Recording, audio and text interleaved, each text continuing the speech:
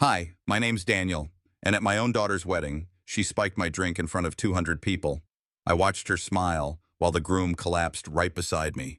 Folks think family betrayal is just words, but mine stole my name, my land, my dignity, and turned my love into a spectacle. You think you've seen drama? You haven't seen what happened after that moment. I stepped out of my old Cadillac, suit pressed, shoes shined, and a handkerchief folded neatly in my breast pocket, the one she gave me the day Venetia was born. The Chicago summer was humid, but I walked tall toward the church. A historic black-owned place turned into a wedding venue, alive tonight with gospel humming and folks laughing loud. Soul food mingled with the tang of champagne in the air. They had valet, but I parked myself. Inside, the pews were dressed in silk, flowers hanging like some royal garden. My name wasn't on any reserved seats. I stood for a moment, looking at the front row. Big names from her new life. Folks with money, titles. No seat for the man who taught her to tie her shoes and balance a checkbook. I settled quietly in the back. Maya Angelou once said, "I come as one, but I stand as 10,000. But sitting there, I felt like a ghost. I built my life on hard work. I taught her to stand tall. Yet tonight, I was invisible. One of her sorority sisters passed by with a sideways glance. "No, hi, Mr. Graham. Just air." The usher didn't even ask who I was. Just a quick nod, like I was part of the furniture. I pulled my shoulders back, hands folded. This was her day. Let it be hers. Venetia walked down the aisle like royalty, white dress glowing, her smile wide but distant. She used to grin with both cheeks when she saw me. Not today. Her mother would have wept to see her. But I just sat there, proud, silent. Her fiancé, Luther, stood waiting, sharp suit, confident smirk, the kind of man who shakes your hand while hiding his other behind his back. I never liked his eyes, too smooth, but she said he made her feel seen. Funny how daughters forget who first saw them. His family sat near the front, all dressed in coordinated navy. One of his aunts leaned toward me during the reception, smile tight as wire. "And you are?" "Her father," I said, voice low.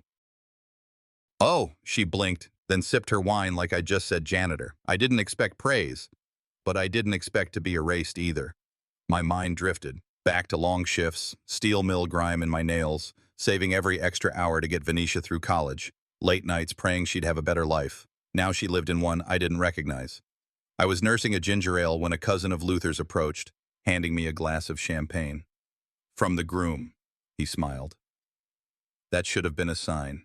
I took a cautious sip, something bitter beneath the bubbles. Not right, but I wasn't about to make a fuss. Not here. Sometimes your silence is their weapon. Sometimes it's your shield. Mama used to say that. I held the flute in one hand, my wife's old handkerchief in the other.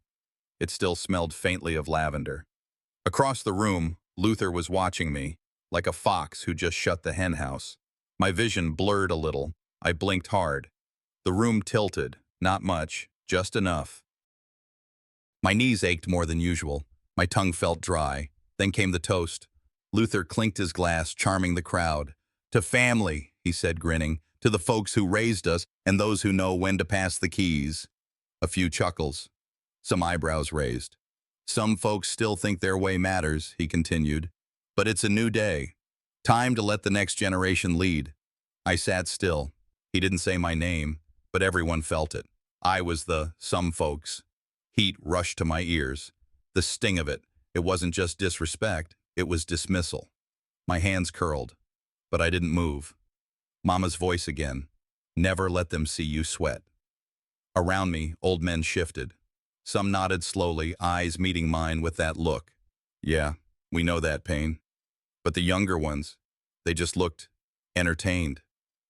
I tried to stand. The room spun again. That drink, something wasn't right. My fingers gripped the pew. The handkerchief crumpled in my palm. My knees buckled slightly, but I caught myself. And then Luther stumbled.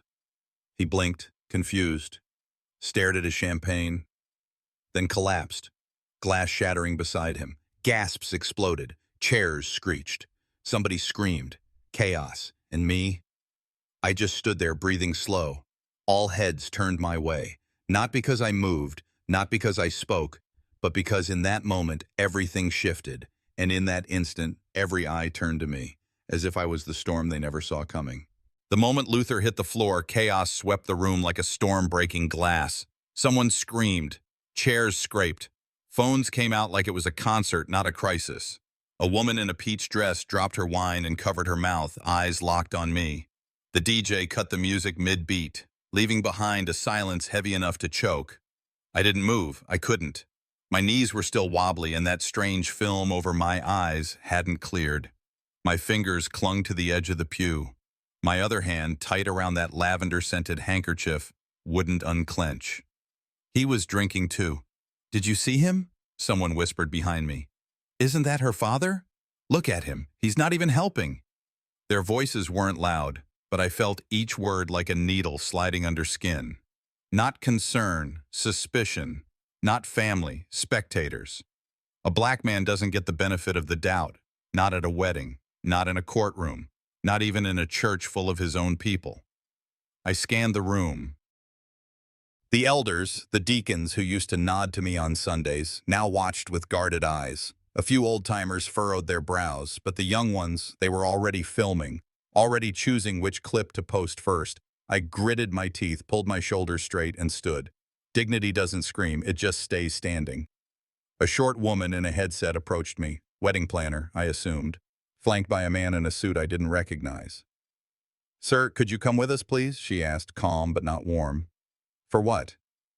"We just need to ask you a few questions in private." She didn't look me in the eye. The man at her side had a firm grip on my elbow before I said a word. I didn't argue. I couldn't. They'd already decided I was part of the mess. I let them guide me toward a hallway off the main room, away from the cameras and the choir, into a back room that smelled of lemon polish and wilted hydrangeas. Inside, I sat. They didn't offer me water. They didn't ask how I was feeling. They asked me, "Did you notice anything off before Luther collapsed?" "I was given a drink," I said, "by a young man I didn't recognize. Said it was from the Groom." "And you drank it?" I nodded. "Didn't finish it. Something was off." "Do you remember who else was nearby?" I closed my eyes, pictured the room, the crowd, the man's face, the rim of the glass. My breathing slowed. Venetia's cousin, gray suit, silver tie pin, right behind him. "You're sure?" I might be old, but I don't forget faces that smile too fast. They exchanged glances. The woman spoke next. "We just want to make sure everyone's safe." "Safe. Right. If I raise my voice," I said, steady, "you'll say I'm unstable. If I don't speak, you'll call me evasive, so I'll just tell you what I know." And I did, calm, measured. Told them about the taste, the dizziness, the moment Luther toasted me like a relic, the shame I felt. I even told them the time. 8:46. That's when I took the first sip, and then I stopped talking. They had enough. As they stepped outside the room, I leaned back. That's when I heard it. Two voices. Close. Bridesmaids, maybe. One of them laughed, soft but sharp. Venetia said he wouldn't just hand it over, she had to make him see. My chest tightened. The drink, the toast, the humiliation. None of it was random. I gripped the handkerchief so hard I thought the lace would tear. Even Judas shared the bread. She planned this, Venetia, my little girl. I thought of those years, working past midnight, skipping meals so she could eat, buying her books before bills, all of it so she could stand taller than I ever could. And now she used that height to look down on me. I straightened up. No more dizziness, no more doubt. I wasn't going to be the story they twisted. I'd been down before, but I've never stayed there. The door creaked. Someone stepped in. Not the planner, not security. Venetia. And her dress still perfect, her makeup flawless, but her eyes, ice cold. She shut the door behind her. "You could have just signed the papers, Daddy," she said, voice like syrup poured over broken glass. My jaw clenched. She didn't blink. Her words were a knife, but her smile told me she thought I was already finished. I walked home under dim streetlights, each step heavy but resolute. The night air was sharp, wind off Lake Michigan carrying distant traffic hum and hollow church bells dying in the distance. My legs felt like lead. The handkerchief in my pocket, once soft with her scent, now gripped tight between my fingers. Inside me, memory and rage mingled. Inside the apartment, I paused at the threshold. I closed the door gently, leaning against its weight. Silence pressed in. I exhaled ragged. I replayed the wedding scene in my mind. Luther's collapse, Venetia's cold words, murmurs spreading like rumors. That night, intended for celebration, had crept into darkness that swallowed me. At my small desk, scattered bills and unopened letters awaited. I sank into the chair, fingers brushing envelopes addressed only to Venetia, lawyer letters, property memos I never knew existed. I remembered her voice months ago on a late call. She argued with someone about redrawing maps, about future control. I wasn't invited to the drawing table. How many times have they redrawn the map without showing me? I whispered to the dark room. I pulled open a folder and found a property deed. My name was absent, where once it was center, now invisible. I traced the lines with my finger. Owner, Venetia Strickland. My heart pounded, not just for land, but for dignity erased. I moved to the kitchen, closing the door behind me, turning on a small radio for low hum, but I didn't listen. Instead, I pulled my phone from my jacket and played that voicemail I saved but never dared open. Venetia's voice echoed, "I never asked to owe you my life." Her words struck bone. My throat tightened. Tears threatened. I swallowed. I had taught her chores, math, self-worth, never that she owed me anything. And yet here it was. Ultimatum, resentment, betrayal in syllables. "You didn't choose them, but you can choose your peace," Mama used to say. I pressed that voice close now. I played again. Her tone raw. The desperation behind her anger unmistakable. I circled the timestamp, names she used, slight tremors in her voice, all cues. I rose and headed toward the living room. I fetched old photo albums, pages cracked, images of me teaching her to ride her first bike, working fields in summer dusk, wiping sweat from her brow. A vow to my late wife came rushing back. We build with love, not ledgers. I remembered her whisper, "Even when silent, speak by your actions." I squeezed the handkerchief, knuckles whitening. I let memory anchor me. I refused to break. I stood straight, eyes firm. The walls felt smaller but stronger through my resolve. I would not vanish quietly. A sharp tone. My phone pinged. I blinked. Unknown number, message displayed. "Do you remember Chicago, 1982? My breath froze. 1982, when I moved here, when debts weighed heavy, when promises were made. I stepped back. That year saved me, and may undo me. The words escaped my lips, soft but certain. The house was still, almost too still. Midnight had crept in unnoticed, except for the ticking clock on the wall and the soft groan of old floorboards under my chair. I sat beneath a single desk lamp, its light yellow and tired like me. My coffee had gone cold, but I drank anyway, more for habit than warmth. I'd listened to the voicemail again, watched Venetia's betrayal echo in her voice. And then I stared at the papers in front of me, lines and signatures that didn't line up with the truth I remembered. "It ain't paranoia," I muttered, "if they're really out to erase you." I reached beneath the floorboard, that hidden spot I hadn't touched in years. Dusty files, Polaroids, legal papers from another lifetime. One document caught my eye, an old deed with my signature, next to another I didn't recognize. I ran my thumb over it. Something felt off. Not the ink, not the date, the intention. They'd been changing things behind closed doors. That much I now knew. Then my phone buzzed. The screen lit up with no caller ID. My finger hovered. I answered. A voice, hushed, urgent. "I saw something at the venue. You need to know." "What did you see?" Silence. Then the line went dead. I pulled the phone back, staring at the screen. Nothing. No trace, no callback option. Could have been anyone. Friend, foe, stranger playing with fire. My gut clenched. "They're playing chess," I said aloud, "and I've only been watching the pawns." I stood, walked to the living room, fired up my tablet. News feeds loaded slow. My name, face, and that damn wedding video plastered across local pages. Comments scrolled beneath them like poison. Old man losing it. Looked drunk before Luther even raised his glass. Maybe he did it for attention. I read every word, didn't blink, didn't flinch. I screenshotted the worst ones, saving them to a folder labeled Truth. Not for them, for me, for when this war needed receipts. Back in the kitchen, I rifled through a manila envelope labeled 1986. There it was, yellowed but still sharp, a clipping from the Tribune. Headline screamed in bold, "Local black businessman cleared in financial scandal." My name underneath, grainy photo beside it. The lie that nearly took my life back then. I never forgot. Now it was back, posted online again, revived. They weren't looking for truth, I said, low. They were looking for ammunition. I followed the thread. This wasn't random. This was curated. Someone pulling old strings, yanking at buried bones, hoping they'd rattle me into silence.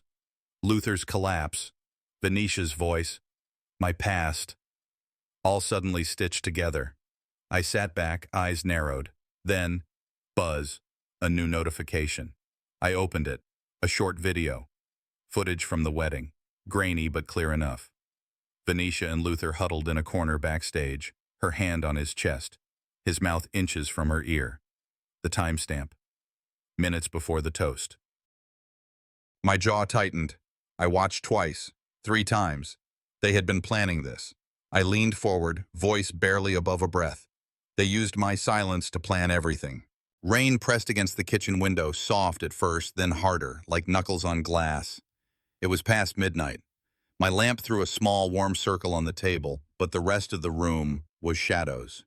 I'd played that video clip 3 times already, watching Luther lean close to Venetia, her hand on his sleeve, both of them whispering. My fingers hovered over the pause button, then dropped. They thought darkness would keep their truth hidden, but truth glows even in shadow. I reached for the drawer under the cabinet and slid out an envelope. The handwriting stopped me, slanted. Careful. My wife's. It had been sitting there for years, sealed until tonight. My thumb brushed the ink like a prayer. For a moment, I closed my eyes and heard her voice. "Daniel, they can't take from you what's already inside." The rain tapped harder. I opened my eyes. Something was shifting. The door opened without a knock. Venetia stepped in, still in the dress from the wedding but wrapped in a raincoat. She didn't look at me. Her eyes moved past me to the floor. "Dad," she said, voice flat, "I'm sorry, but I can't keep pretending." "Pretending what?" My voice was calm but cut. "That nothing else matters but the future," she whispered. "We have to move on. This old way, it's not enough anymore." My stomach turned. She spoke like someone reading lines off a script. My own daughter, with her hands clean, her words rehearsed. I wanted to shout, but my throat closed. Instead, I pressed my palms to the table, steadying myself. "You know what we built," I said slowly. "You know what your mother and I sacrificed." Her lips trembled once, then steadied. "I can't be part of this fight," she said. "I'm done." And just like that, she turned and walked out, leaving rain and cold air in her place. I stayed seated. I picked up the letter. My wife's handwriting looked like a bridge between 2 worlds. I tore it open carefully. The paper crackled. Her words rose from the page like she was still in the room. "If you're ever pushed aside," it read, "use this letter as proof of our legacy. Don't let them rewrite what we built together." I read aloud the lines, my voice low but firm. This was the key Venetia feared. This was what they'd wanted hidden. For a second, doubt crept in. Maybe I was too old. Maybe I was fighting ghosts. Maybe this was how men my age disappear, quietly, without a headline.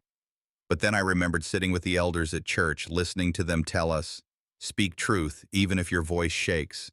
Confront injustice, even if your knees do." I thought of the men who survived worse and still stood. "I will not be erased quietly," I said to the empty room. I gathered the documents, photocopied the letter at the old machine in the corner, backed up the video files to a small drive I kept for family photos. Each action steadied my breathing. Each click of the scanner built a wall between me and their lies. "If they want war," I murmured, "I'll show them peace that scorches." I was sliding the last page into a folder when a knock came at the door. Sharp, quick, different. I opened it. Rima stood there, rain on her hair, coat half open. In her hand, a small flash drive. "You need to see this before morning," she said, eyes locked on mine. I took the drive. My heart pounded against my ribs like a drum. My voice came out a whisper, but it carried weight. "Show me." I didn't sleep that night. Rima's flash drive stayed clutched in my hand like a live wire. I sat at my desk, back straight, lamp glowing warm over a sea of papers, devices, and 2 open Bibles, hers and mine. I watched the clips over and over, Maceo's footage, Rima's, my own recordings. I marked timestamps, matched whispers to eye contact, matched glances to gestures. I laid it out like a puzzle made to trap me, but now turning on itself. "If they planned silence against me," I said, low to no one but God, "I'll flood this room with truth." I called the venue manager, told him I needed a quick review of security footage for insurance purposes. His voice tightened when I mentioned the date. I brought up how I volunteered to install new lighting for their community program 2 years ago, that I helped replace their fire alarms for free. "Look," I said, "I'm not calling for drama, I'm calling for clarity." He paused too long, then, "Let me get back to you." He didn't. And that silence was louder than anything he could have said. By dawn, I was already at the venue. The rain had stopped, but the sky hadn't yet decided to break. The front door wasn't locked, not unusual after big events, but it still put me on edge. I didn't go through the lobby. I slipped around the side into the hallways I helped paint back when Luther convinced me to invest in renovations. I knew the place better than he did. The projector room was tucked in the back behind a double door with faulty hinges. I eased it open. Inside, the hum of dormant tech greeted me, screens still warm. I loaded the camera feeds, backstage angles, side aisle, main floor. I slowed the footage frame by frame. There, Venetia leaning toward the table before the toast, a hand reaching below the podium, a small exchange between 2 staffers. One of them kept glancing at me, too often for comfort. "They orchestrated this," I whispered, lighting to lenses. I wrote it all down. Names. Times, camera angles, who stood where, who should have been where but wasn't. It wasn't paranoia anymore, it was proof. By noon, I called for a meeting, told the family and close guests we'd be gathering again, said it was to thank everyone, to bring closure to the chaos. They showed up dressed like they were attending a follow-up church brunch, casual but cautious. I stood at the same podium where they tried to write me off. I held up the letter. Her letter. "This," I began, voice calm, "was written not for yesterday, not even for me, but for moments like this, when silence tries to smother truth." I read every word out loud, her handwriting, her voice in a way. "She wrote," I said, "don't let them rewrite what we built together." Heads turned, faces shifted.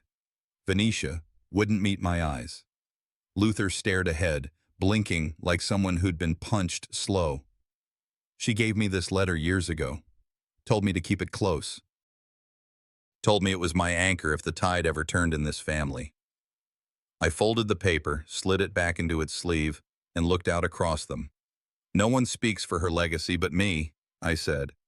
"And she's speaking now." The silence cracked when someone gasped. I didn't care who. I didn't look. Instead, I stepped forward, eyes on Venetia. "Tell me who planted the seed that made me poison you." She flinched, opened her mouth, closed it, and then someone in the back cleared their throat. I arrived before the sun finished rising. The wedding hall still smelled like wilted roses and stale frosting, the kind of leftover scent that tried too hard to say something was sweet, even after it had spoiled. I walked past the new flower arrangements, white lilies instead of the deep maroon roses Naomi and I picked years ago for family events. The banner that used to read Vance Legacy Celebration now said The Thorn Union. "They want spectacle," I muttered to myself. "I'll give them clarity." As I moved through the center aisle, I noticed my name missing from the seating chart. Venetia's section was labeled The Thorn Circle, and right under it, smaller like a disclaimer, patriarchal designation excluded by request. An older couple I hadn't seen in years gave me a nod. I nodded back. My steps stayed steady, even when I saw Luther holding a tablet and whispering into Venetia's ear like they were plotting from a stage play. The room filled quickly.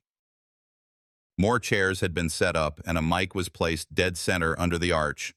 Then came the announcement. A woman I barely knew, Venetia's mother-in-law, stepped up, smiled like a pageant host, and spoke into the mic with a voice that wanted to sound warm but landed sharp. "Today," she said, "we celebrate a new lineage. Venetia is now a thorn, not by ceremony, but by conviction." Gasps. Whispers. "We have removed all prior legal designations," she continued, "including those connected to previous family structures. The name Vance has been officially retired from this union and its related agreements." I stayed seated. The air around me tightened, like someone had turned down the oxygen. "You change a name," I said under my breath, "not the blood or the memories." I looked around. Some guests were uncomfortable. Others stared at me like they expected me to cry or walk out or cause a scene. I did none. Then the next blow landed. The same woman gripped the mic again. "He was an actor," she said, "a temporary presence in the real story of this family." Some clapped, others laughed, not loud, but loud enough, a hum of betrayal disguised as celebration. I felt the years press against me all at once. The jobs I took, the hours I spent helping Venetia through college, the mortgage I carried alone when Naomi got sick, flattened in one line. He was just an actor. I stood, quietly, deliberately, walked toward the mic like I'd walked Naomi down the aisle. My voice didn't tremble. I spoke straight. "I've heard enough." The room stilled. "I have a letter," I continued, "written by my wife, Venetia's mother. It was not a love note. It was a shield." I pulled it from my coat pocket, held it up. "She wrote this when she was sick, when she knew she might not get the chance to speak for herself if the world turned sideways." I read it slowly, each line more like a bell than a sentence. "She asked me to protect our name, our truth. She asked me to speak when others tried to erase her." When I was done, I turned toward the side screen. A tech assistant, Rima, had arranged hit play. The footage rolled, Venetia and Luther whispering behind the curtains, glancing at the drinks table, exchanging a nod with the event staffer. It was just long enough to suggest too much, enough for doubt to become suspicion. Guests started shifting. A woman near the front clutched her purse tighter. A man pulled out his phone and started recording. "I was accused," I said, without a word from me being heard. "So now you hear it." The silence was never mine. It was forced. I faced Venetia fully. "You wanted to rewrite the story," I said. "I'm here to read it again." And then I stepped back from the mic. As I walked away, Venetia's voice cracked behind me. "You don't know what I've suffered." I stopped. She didn't finish, because behind her someone hit a switch, and another screen flickered on. It showed a timeline, bank transfers, forged sign-ins, manipulated documents, every lie, visible. I turned slowly, looked her straight in the eye, my voice barely above a whisper. "Show me." The midday sun filtered dimly through high windows as I stepped into the hall. Reporters lined the back wall, cameras ready, guests filled seats, voices low in anticipation. I held Naomi's letter close, drives and documents pressed in my arms. The arch overhead, once framed in florals of burgundy and white, now stood bare, the nameplates rearranged, my name absent, replaced with lines I no longer recognized. My heart tightened. This was their stage. This was where truth would speak loudest. I walked to the podium and placed the stack of evidence before me. The murmurs died. A screen behind me lit up. The embrace I gave my daughter at the altar played again, soft, familiar. But then the clip stretched longer than expected. The lights dimmed. The camera lingered, revealing Venetia pulling away the moment the flash died, her eyes empty the instant the lens moved on. An unseen moment exposed. Gasps rippled. "She hugged me for the lens, not for the heart," I said with calm conviction. "Love shows up when no one's recording." Venetia stepped forward, voice trembling but firm. "You tried to control me," she said. "You think you own me? No. You don't own me, Dad." That cut across the room. Some guests gasped, some shifted in their seats. I steadied my voice. "I never owned you," I said. "I built a foundation, and you were always free to rise or walk away." I held up the ledger next. I laid it open. Documents, receipts, signatures, evidence of every transfer, every scheme done without consent. You transferred the farm, the deeds, the legacy, all tied to an LLC in Luther's name. Another screen flashed. Luther, signing documents in a back room, glancing over his shoulder. The crowd stirred. Phones lifted. Eyes widened.